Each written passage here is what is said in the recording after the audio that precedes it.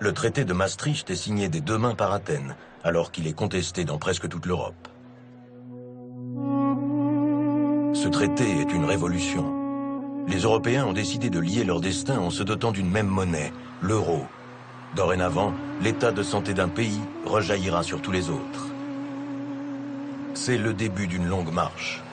Athènes est loin d'être prête pour la monnaie unique, mais la Grèce s'est bien décidée à tout faire pour ne pas rester au bord de la route, quitte à braver tous les sens interdits.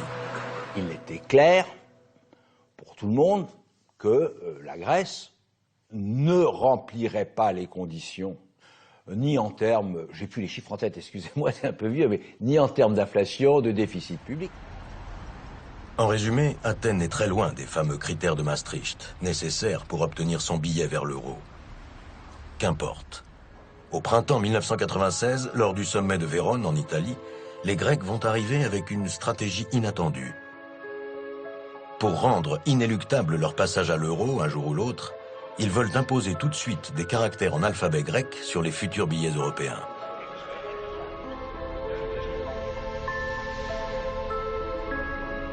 Le ministre grec des Finances est à la manœuvre. Je leur ai dit qu'effectivement c'était impossible de vendre l'euro à Athènes, aux paysans grecs ou aux gens des villes grecques qui seraient à même à utiliser l'euro sans qu'ils puissent comprendre ce qu'il est écrit sur les billets.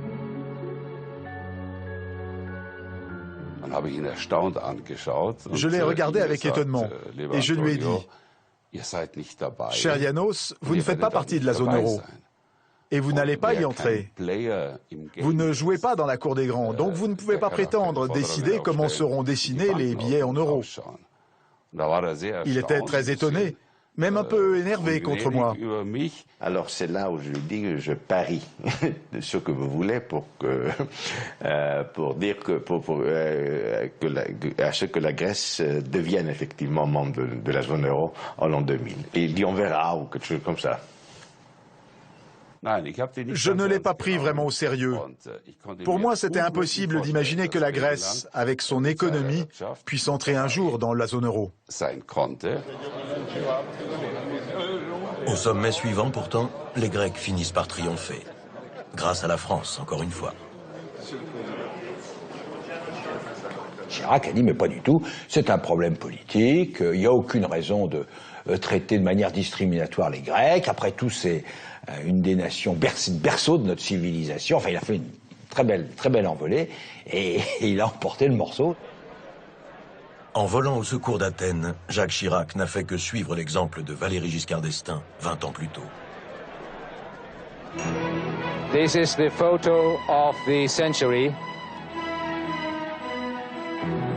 Il y aura donc bien des caractères grecs sur les premiers billets. Mais paradoxalement, la Grèce n'est pas encore qualifiée pour l'euro. Sur le tableau des bons élèves européens, Athènes ne figure toujours pas. Pour l'instant, la Grèce est en effet bien trop mal gérée. À l'époque, la Grèce n'était pas du tout dans les radars. En 1998, croire que la Grèce pouvait entrer dans l'euro, mais personne ne pouvait imaginer cela. Si la Grèce n'est pas de taille pour entrer dans l'euro, la France, elle aussi, est un peu juste. Mais le gouvernement s'est livré à une petite acrobatie comptable.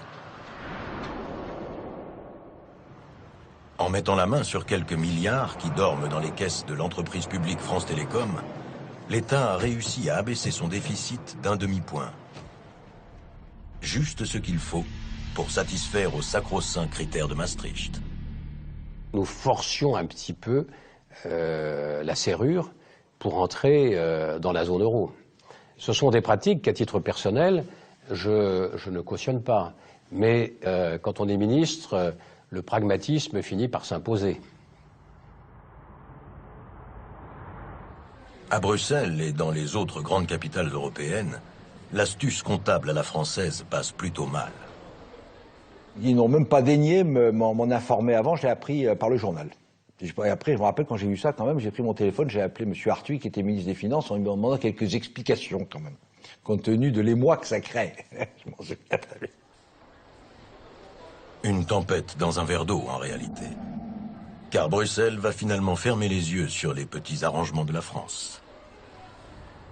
Un aveu de faiblesse qui donne des idées à l'autre bout du continent.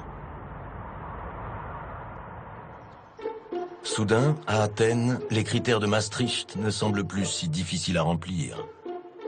Comme par enchantement, tous les déficits grecs se mettent à se résorber. Et en seulement 2 ans, le mauvais élève de la classe euro devient un petit prodige de l'orthodoxie financière. C'était un miracle, effectivement, parce qu'on a fait vraiment un sprint très impressionnant à la fin.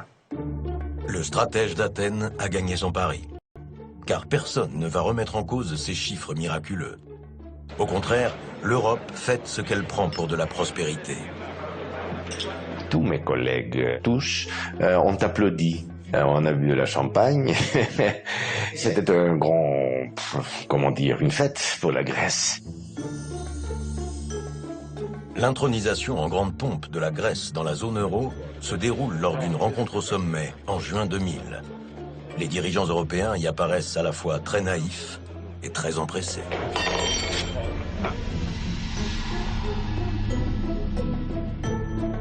J'ai retrouvé le texte exact. Ça traduit bien le climat de l'époque. Le Conseil européen félicite la Grèce pour les résultats qu'elle a obtenus ces dernières années en matière de convergence, grâce à une politique économique et financière saine.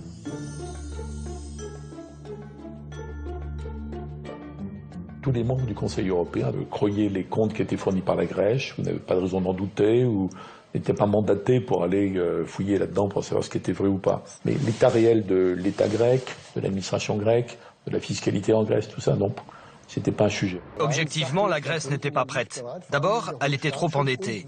Et puis, sa bonne santé économique du moment était due à des mesures ponctuelles, prises exprès pour l'occasion. Elle s'était apprêtée un peu comme une mariée le jour du mariage. Mais on sait qu'une fois la cérémonie terminée, la mariée reste rarement aussi belle qu'elle était au début de la fête. Et là, c'était vraiment ça. Pourtant, à l'époque, la Banque centrale européenne ne s'est pas opposée à l'histoire en marche.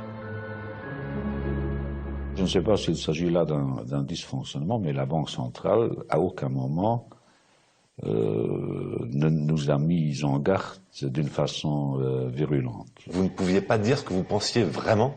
Non. Non, ce sont aux politiques de décider, et c'est très bien comme ça. La question est, à quel point la Banque centrale européenne aurait dû s'exprimer davantage publiquement? Aujourd'hui, je dirais que nous sommes allés jusqu'à la limite de ce qu'il était politiquement possible de faire à l'époque.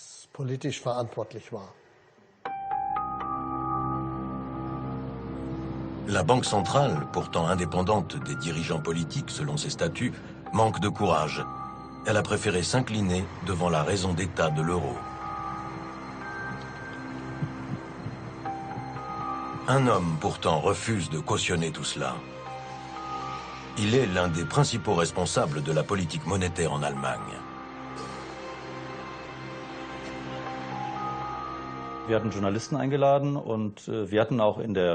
Dans une conférence de presse, j'ai dit aux journalistes qu'en tant que membre du conseil de la Bundesbank, je pensais que l'adhésion de la Grèce devait être différée une fois encore. Je n'étais pas seul à le penser parmi mes collègues de la Bundesbank, mais j'étais le premier à le dire publiquement. On ne le sait pas encore, mais si l'Europe avait voulu entendre l'alerte de cet expert ce jour-là, le pire aurait peut-être été évité. En attendant, la petite phrase met quand même le feu à la bourse d'Athènes. Le doute sur l'introduction de l'euro suffit à déchaîner les spéculateurs pour la première fois. La réaction des marchés financiers a vraiment été dramatique. Mais les doutes se sont très vite dissipés car le gouvernement allemand a tout de suite confirmé que l'euro serait introduit comme prévu en Grèce.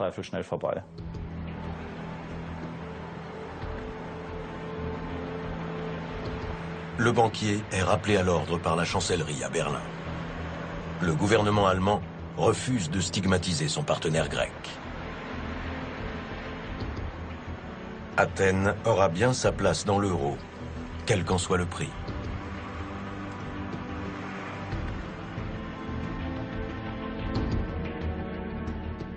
une sorte d'allégresse qui faisait que c'était bien vu d'admettre la Grèce parce qu'elle était le berceau de la démocratie.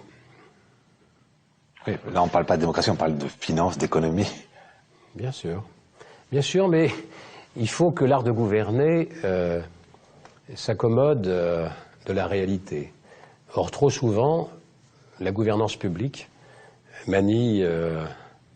prend appui sur le déni de réalité.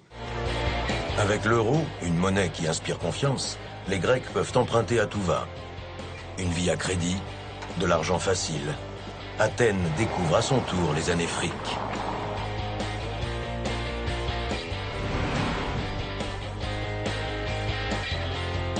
C'était vraiment un climat qui a duré pendant 5 ans, qui était vraiment un climat extraordinaire pour la Grèce. On n'a pas jeté l'argent par les fenêtres, on l'a mis dans des Porsche, des vacances, des bateaux, de l'immobilier.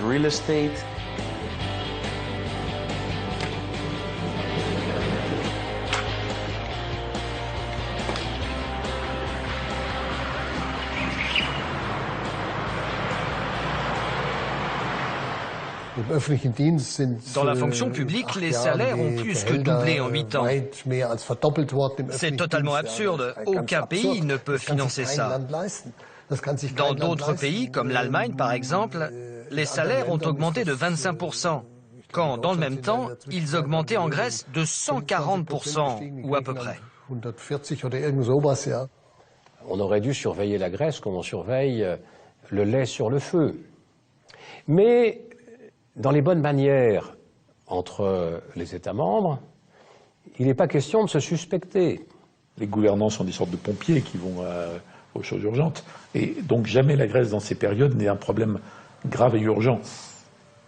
Il n'y a aucun moment le Conseil européen dit « bon, quand même, cette affaire grecque, il faut qu'on regarde de plus près ».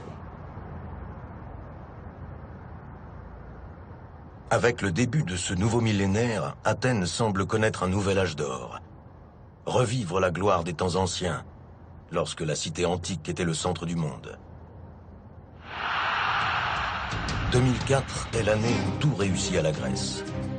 Coup sur coup, son équipe de foot devient championne d'Europe à la surprise générale.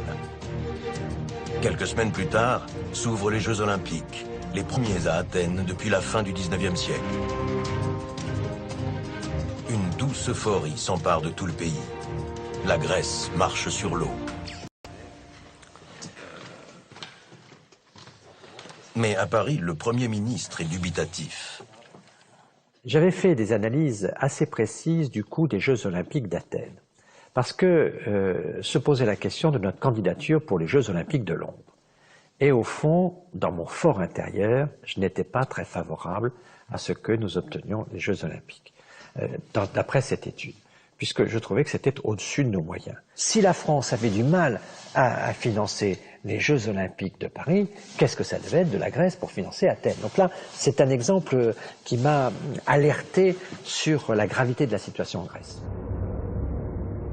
Son intuition, le chef du gouvernement français ne la partagera pas avec Bruxelles. Jamais l'idée nous était venue qu'il pourrait y avoir des trafiquages de chiffres ou des crantages inappropriés.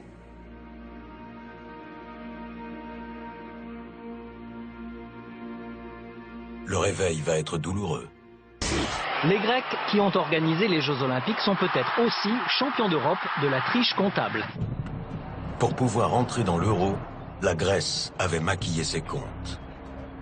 À l'origine de cette découverte, le travail de fourmi accompli dans ce coin de la vieille Europe, au Luxembourg. Précisément à Eurostat, l'organisme qui contrôle tous les chiffres des pays de l'Union européenne. C'est au cours de l'année 2004 qu'on a commencé à voir qu'il y avait un petit problème. Et compte tenu de l'ampleur de ce petit problème s'additionnant à d'autres petits problèmes, ça devient un gros problème, on a décidé de faire une étude approfondie pour le cas grec. À Francfort, la Banque centrale européenne aussi se penche sur ces anomalies comptables. Il y avait des problèmes absolument monumentaux de dépenses militaires, parce qu'ils avaient fait des dépenses militaires énormes pour, soi-disant, résister aux Turcs. Il y avait d'énormes d'énormes dépenses, notamment de sous-marins ou je sais pas quoi. La Grèce est le pays qui entretient le plus gros budget militaire en Europe. Mais sa méthode pour comptabiliser l'effort de guerre laisse à désirer. Des milliards d'euros n'apparaissent pas dans les comptes. Un tour de passe-passe qui n'a pas échappé au nouveau gouvernement qui vient de prendre le pouvoir à Athènes. Si par exemple on achetait 50 Mirage 2000 à la France, cette dépense était enregistrée dans notre budget seulement après que nous ayons fini de tout acheter. Donc on achetait les 45 premiers Mirages et la dépense n'apparaissait nulle part. Ce n'est que des années plus tard, après la livraison du dernier appareil, que la dépense était enregistrée dans notre budget. Entre bizarreries comptables et erreurs grossières, impossible de voir vraiment clair dans les comptes publics grecs. Quand Eurostat découvre une erreur, elle ne se demande pas si c'est une malversation ou si c'est juste une erreur technique. Non, quand Eurostat a reconnu une erreur, Eurostat fait rapport au Conseil, d'abord à la Commission, qui est l'autorité publique aussi au-dessus d'Eurostat, puisque Eurostat n'est qu'une direction générale de la Commission européenne. À Bruxelles, chacun se renvoie la balle. On se contente de rapporter à l'échelon supérieur ou à l'institution d'à côté. Une dilution de responsabilité qui a tendance à faire disparaître tous les problèmes. Même le gendarme de l'euro, la Banque centrale européenne, ne dit rien. Et pour cause. Ici, le vice-président s'appelle Loukas Papademos. Il est grec. Quand la Grèce manipulait ses comptes pour entrer dans l'euro, il était encore à Athènes, à un poste stratégique, gouverneur de la Banque centrale grecque. Il était donc aux premières loges pour connaître le détail des petits arrangements comptables de son pays.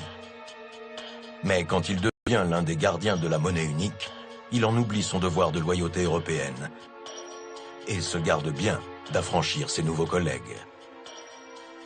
Nous avons très bien travaillé ensemble. Bon, concernant la Grèce, il n'était peut-être pas très objectif. Il était optimiste. Il disait que petit à petit, la Grèce allait résoudre ses problèmes. Nous avons eu bien sûr beaucoup de discussions avec lui et au sein de l'exécutif, c'est-à-dire du directoire, et au sein du Conseil des gouverneurs, des discussions très approfondies. Lui, il savait que les comptes étaient falsifiés? Non. Non, Loukas Papademos ne savait pas que les comptes étaient falsifiés. Il ne savait pas, ou il a préféré garder le silence? Loukas est un bon ami à moi, mais on ne parlait pas de tout cela en détail entre nous. C'est un homme honorable. Dans quelle mesure il a été mêlé à tout ça ou informé? Je ne sais pas vraiment. Il aurait pu vous prévenir, vous informer avant peut-être. Bon, arrêtez avec cette histoire de Papademos. Je ne dis plus rien là-dessus. Je n'aime pas cette personnalisation des choses.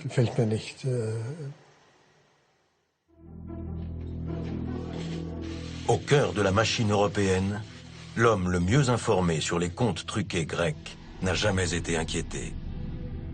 Quant à nos demandes d'entretien, elles sont restées lettres mortes.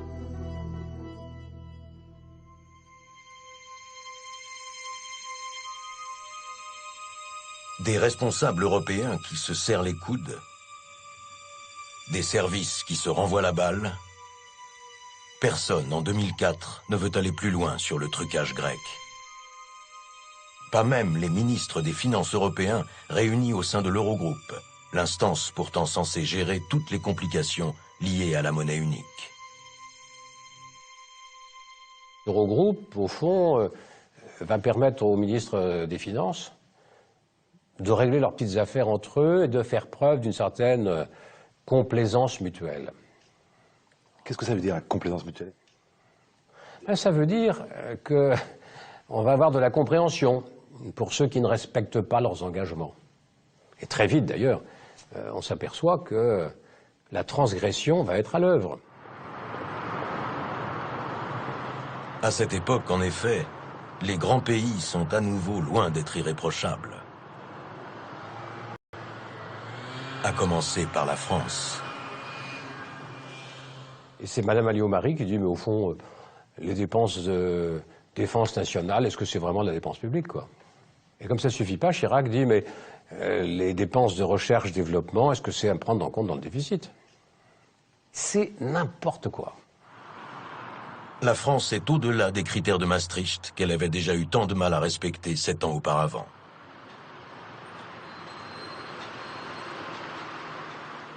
Et le Premier ministre l'assume même ouvertement sur les plateaux de télévision. Maastricht, c'est très important, mais l'emploi, c'est aussi très important. Et la croissance, c'est aussi très important. Moi, mon premier devoir, c'est pas d'aller rendre des équations comptables et de faire des problèmes de mathématiques pour que tel ou tel bureau dans tel ou tel pays soit satisfait. Malgré son lourd déficit, la France refuse même d'être sanctionnée par l'Europe. Moi, je ne voulais pas de sanctions de Bruxelles. Parce qu'à l'époque, peut-être que maintenant, si ça se généralise, ça devient banal. Mais à l'époque, c'eût été infamant pour la France que d'être sanctionnée. Donc je ne voulais pas de sanctions de Bruxelles. L'esprit du pacte avait été démoli, parce que les grands pays refusant qu'il s'applique à eux-mêmes en avaient démoli l'esprit. J'ai beaucoup de collègues qui sont venus me voir en me disant « On voit bien que les règles, c'est bon pour les petits, mais les grands, eux, ils font ce qu'ils veulent. » Les grands pays se sont mis hors la loi. Difficile pour eux d'instruire alors un procès en sorcellerie budgétaire à la petite Grèce. Il n'y aura donc aucune suite à l'affaire des comptes grecs falsifiés de 2004. Aujourd'hui, je me dis, voilà, il aurait pu tempester, sanctionner, punir, mais on ne l'a pas fait. D'une certaine façon, je persiste à croire qu'on avait raison de ne pas le faire parce qu'on aurait, comme je le disais, approfondi les abîmes grecs.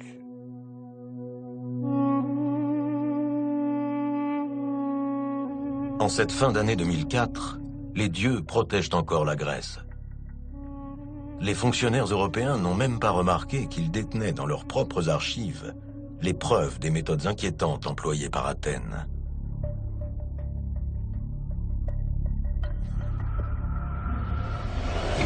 Pour maquiller ses comptes, la Grèce s'était en effet tournée vers les mauvais génies de la finance, ceux de la City, à Londres.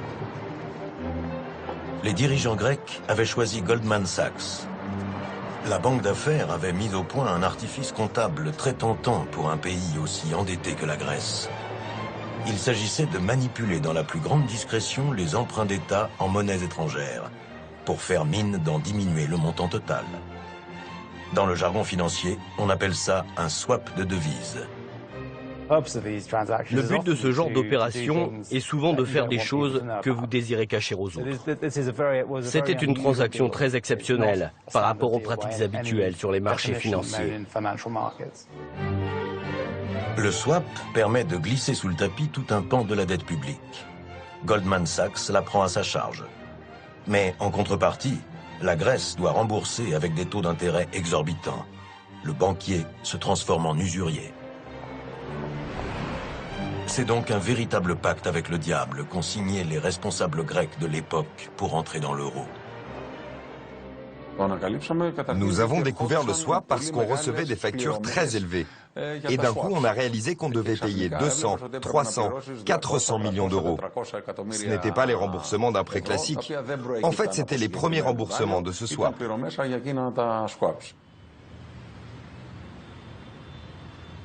Prix du tour de passe-passe facturé par Goldman Sachs à l'État grec, 600 millions d'euros le montage de l'opération et 400 millions d'euros supplémentaires à rembourser chaque année, jusqu'en 2037. Les gens étaient frappés par la dimension de la transaction, par la nature inhabituelle de ce deal et par la somme d'argent que Goldman Sachs gagnait avec ce deal. Il y avait la sensation que Goldman avait arnaqué son client. C'était vraiment une mauvaise opération, aussi bien sur le plan économique et financier que sur le plan éthique et moral. Plus choquant encore, Quand les contrôleurs d'Eurostat passent en revue les comptes grecs en 2004, ils ne disent pas un mot sur cette opération piège.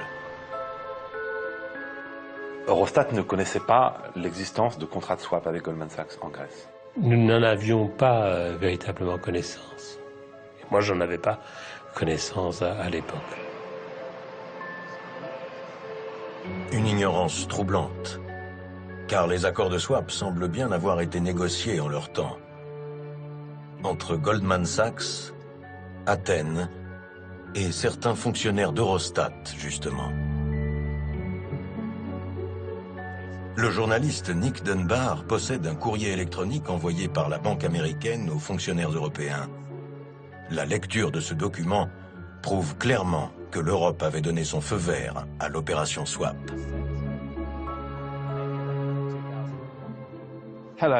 Bonjour, j'ai organisé la conférence téléphonique avec Eurostat. Les juristes ont été très contents de ce qu'ils ont appris. Nous avons eu essentiellement la confirmation de ce que nous savions déjà. Visiblement, là, on comprend que ce n'est pas leur première discussion. Parmi les différentes choses que nous avons abordées, Eurostat a réaffirmé, vous voyez, là encore, ça veut dire que ce n'est pas la première fois qu'ils se parlent. A réaffirmé donc que les contrats de swap sont légaux et que l'argent des swaps peut être utilisé pour diminuer le déficit et la dette.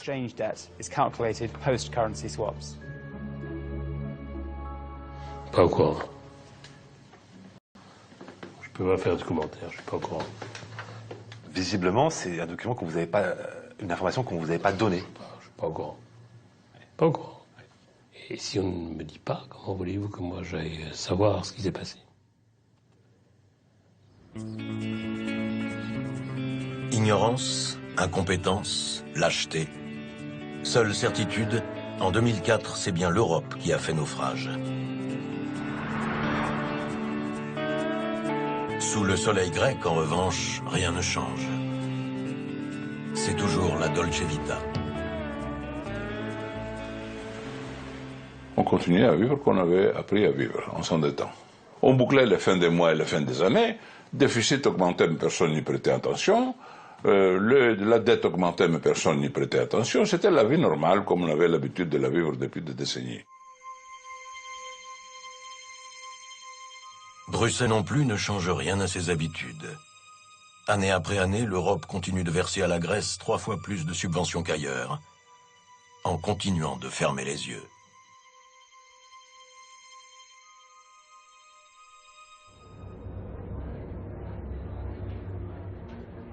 Six mois avant le début de la crise, l'Europe délivre même un satisfecit public à Athènes. Nous considérons que la Grèce est dans une meilleure situation économique que les autres pays. Au même moment, l'ambassadeur américain en poste à Athènes, lui, est beaucoup plus inquiet. Il rédige un télégramme alarmiste à l'attention de Washington.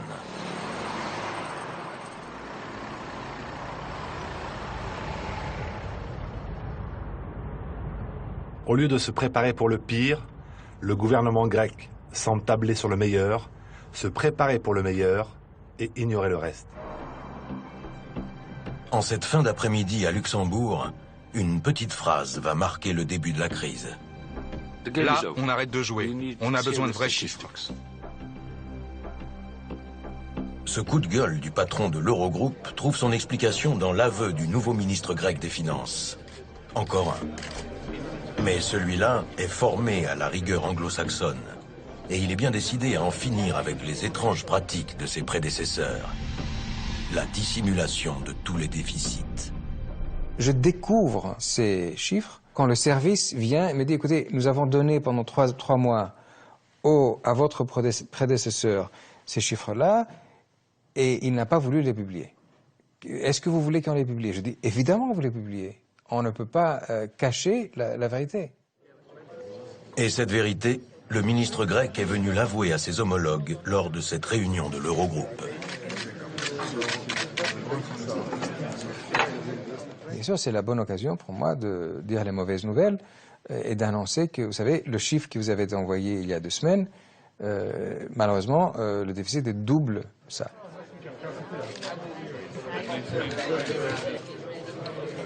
Le déficit officiel de 6% s'élevait en réalité à 13%. des sommes colossales s'étaient volatilisées. Ça s'évapore. Les caisses étaient vides, la dette était énorme. Le déficit avait dépassé les bornes. C'est ça la réalité. Pour la Grèce, mentir n'était plus tenable. Si, à ce moment-là, moi, je disais, écoutez, c'est pas 6%, c'est plutôt 8 ou 9. Et un mois après, je disais, écoutez, c'est pas vraiment 8 ou 9, c'est 11. Et un mois après, je disais, écoutez, c'est pas vraiment 11, c'est 13. Quelle serait la crédibilité du gouvernement? C'est exactement le même problème qu'avait le gouvernement qui nous a précédés. C'était, on serait les gens qui continuent le mensonge. Bien entendu, cela provoque à la fois stupéfaction et indignation de la part des autres collègues ministres des Finances qui entendent un discours donc complètement nouveau et vraiment dramatique, et cela conduit évidemment la Banque Centrale Européenne et la Commission à s'indigner en demandant comment il est possible que l'on ait pu dissimuler auparavant ces chiffres. Jean-Claude Trichet était très gêné, ça se voit. Il veut affirmer à ce moment-là que c'est un problème qui est spécifique pour la Grèce et que le problème des statistiques, c'est un problème grec et non pas plus grand que ça. Naturellement, nous n'imaginions pas nécessairement avoir à affronter très vite la pire crise depuis la Deuxième Guerre mondiale. Du jour au lendemain, les salaires s'effondrent. Le chômage frappe très vite 30% de la population. Le pays est en proie à une violence sans précédent. La récession s'installe, visible, palpable, brutale. C'est la Grèce tout entière qui est au bord de l'asphyxie. Au sommet de l'Europe, l'heure est aux révisions déchirantes. Comment a-t-on laissé la Grèce entrer dans la zone euro? Comment voulez-vous répondre à cette question? Clairement, l'hypothèse de travail à tort de la Commission et des gouvernements était le système étatique grec fonctionne convenablement. C'était une erreur.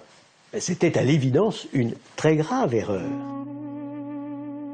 Une faillite collective que l'Europe a mis beaucoup de temps à reconnaître.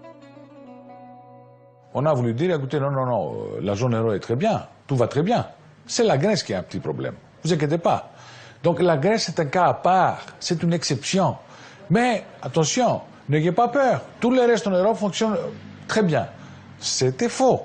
Le risque maintenant, c'est malheureusement la contagion en clair. Si un pays peut faire faillite, alors n'importe quel autre pays d'Europe peut faire faillite. Le scénario catastrophe que personne ne voulait envisager devient une réalité. Si l'Europe ne sort pas son carnet de chèques pour aider la Grèce, elle coule avec elle.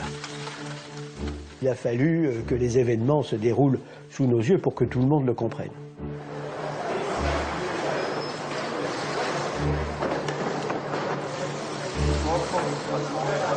De plans de sauvetage en réunion de la dernière chance, l'Europe est depuis 2009 contrainte dans l'urgence d'inventer des solutions pour sauver le malade grec. Nous avons à gérer les conséquences de ceux qui ont fait rentrer un certain nombre de pays qui n'étaient pas prêts dans la zone euro et qui ont relâché la discipline sur le pacte. Désormais, tout le monde doit mettre la main au portefeuille, s'entraider.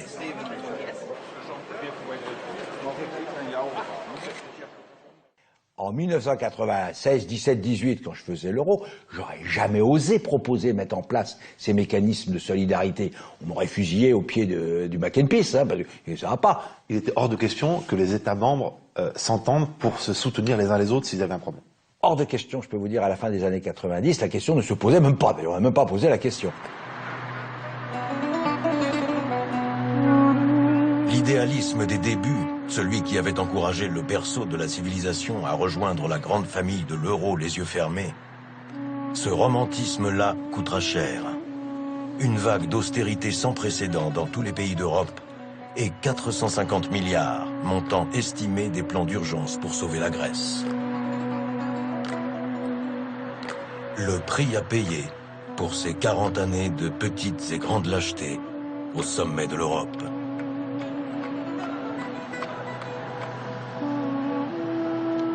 C'était pas simplement errare humano est, c'était aussi perseverare diabolicum. Si quelqu'un met du miel au doigt de quelqu'un, qui est le plus fautif? C'est lui qui met le miel au doigt ou c'est lui qui le mange? L'Allemagne et la France sont les premiers fautifs. On dit souvent qu'ils n'ont commis que des petites fautes. Mais comme on le sait bien, les grandes erreurs commencent justement avec des petites fautes. Très franchement, tous les États membres ont une part de responsabilité, parce qu'ils ont laissé faire les Grecs.